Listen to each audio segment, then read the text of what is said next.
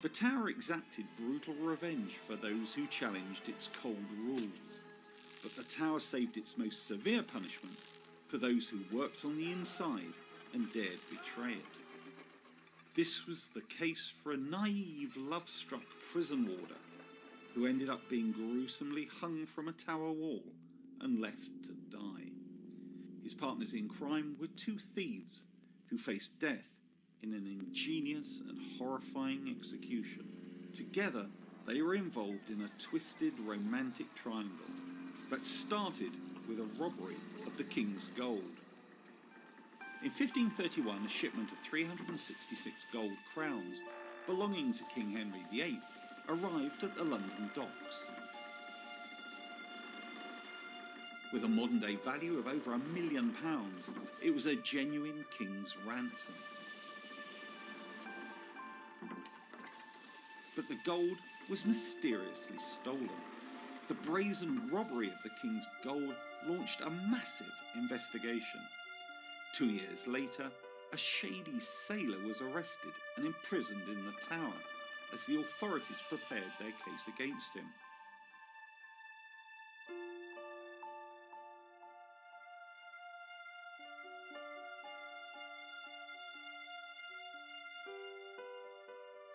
While the sailor languished in the dark confines of the tower, his common-law wife, Alice Tankerville, often visited him. During Alice's victims, a young prison guard named John Board was smitten by the beautiful and seductive Alice. John Board's infatuation with Alice began innocently enough, but in the end, it would cost the young jailer dear.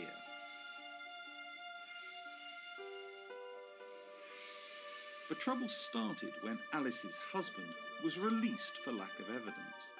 Knowing he had to leave London, he asked Board to look after Alice. Already hopelessly in love with her, the prison guard happily agreed. Spending more and more time with Board, Alice began returning the guard's affections.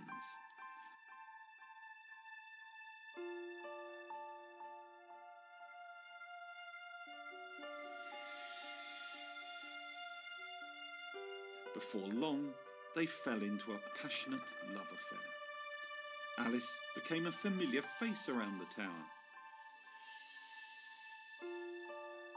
But their romance was to have tragic consequences.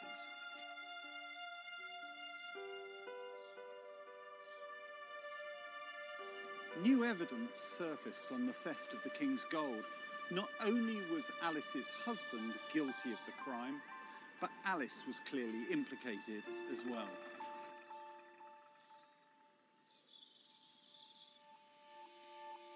Alice and her husband were tried in secret. They were convicted and sentenced to be executed. Alice's husband was nowhere to be found, but finding Alice was a lot easier. On one of her visits to her lover, John Board, she was arrested and thrown into a windowless cell. Board had to endure seeing Alice incarcerated. Wasting away in a small dark cell, Alice awaited her execution. Frightened for his Alice, the lovesick jailer schemed for assignments to act as her guard. Separated by a heavy cell door, the jailer and the prisoner he loved spent long hours together. Seeing no way out for her lawfully, he schemed for a way of getting her out by any means. In so doing, he crossed the most dangerous of lines. He abandoned his duty to the crown and gave his heart to a criminal, even though she was the woman he loved. John Board, though, was attempting the impossible. Even though he was a jailer, the tower was considered to be impossible to escape from. The couple launched a risky plan. Board made a copy of the key to the outer door of Alice's cell block. He also bought a 60-foot-long length of rope. Board smuggled the rope into Alice's cell for safekeeping. He also passed through a small stick. Alice hid the tools of escape in a shadowy corner of her cell. Next they waited for a moonless dark night, and sure enough, within the week, that night came. The two went into action. As Borde went off duty, Alice passed him the rope. He passed her the duplicate key.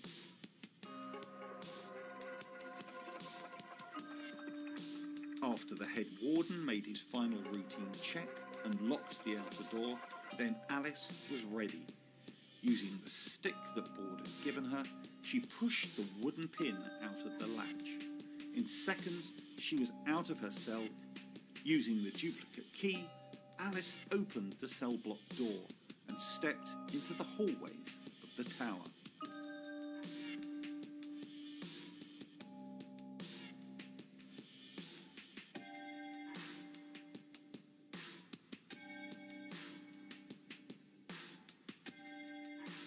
Hiding under a dark cloak, Alice slipped outside and into the darkness of the fortress.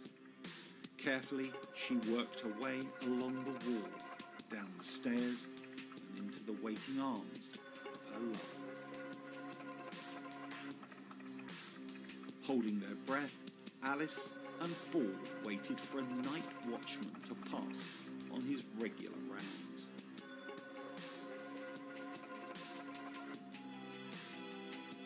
Alice and Borde then lowered the rope over the bridge and into a small boat anchored in the moat below. They slid down the rope and into the boat. Then they slipped out across the moat on the cover of darkness and the unaware guards.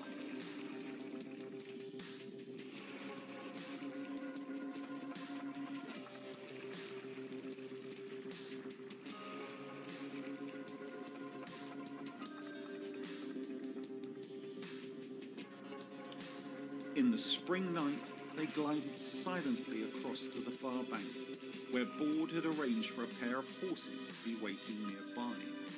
They would ride to a friend's house, where they would hide before making their final dash to France and freedom. But just within yards of their getaway, they came face to face with the night watch. In a cold sweat, they approached the soldiers.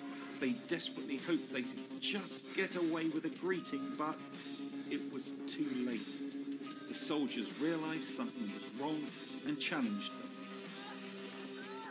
In seconds, their intricate plan fell to pieces, and they knew they would face the vengeance of the tower.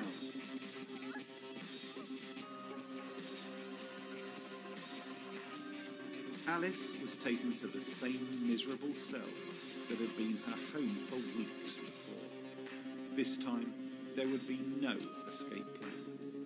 But something much worse awaited jailer John Borde. Enraged by the treason of their own fellow guard, the tower had a simple torture for Borde. He was placed in the notorious cell known as Little Ease. It was neither wide enough to lie down, nor high enough to stand up in. Borde was forced to keep in a crouching position day and night. The pain was never-ending and agonizing.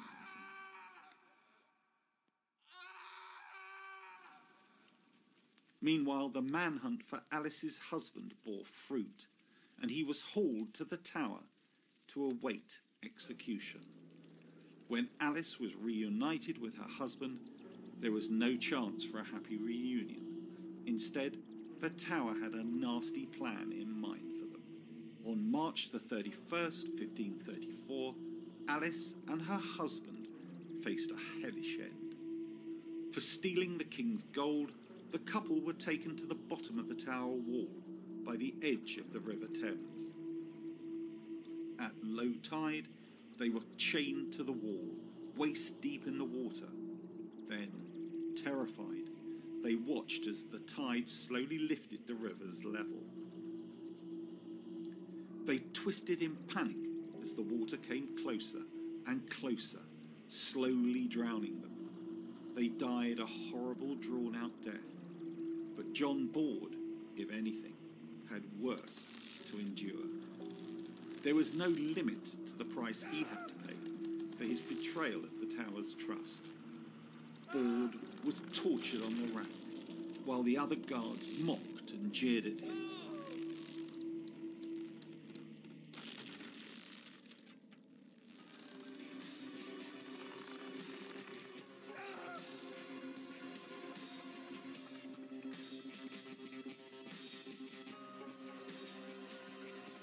Then the broken Borde was chained and suspended from one of the tower's walls. Exposed to the elements, Borde was then left there for days, slowly dying of exposure and hunger.